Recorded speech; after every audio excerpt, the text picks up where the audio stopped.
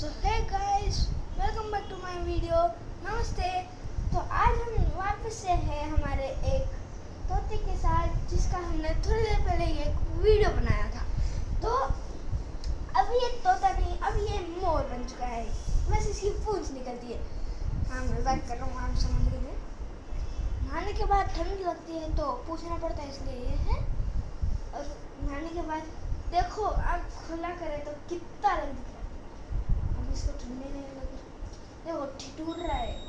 आप slow motion में देख सकते हैं, जूम करके, जूम आउट, तो ये ठिठुर रहा है। तो फिर भी इसको ये पसंद नहीं आ रहा। क्यों मधु, क्या बात है?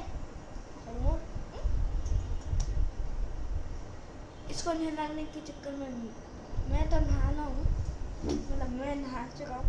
अरे इतने दिनों बाद वीडियो बना रहा हूँ ना, समझ में नहीं आ रहा क्या हो, तो कंफ्यूज है। इतने दिनों बाद वीडियो बना रहा हूँ, आज के लिए इतना है। तो हाँ, देखो ये कितना अजीब लग रहा है।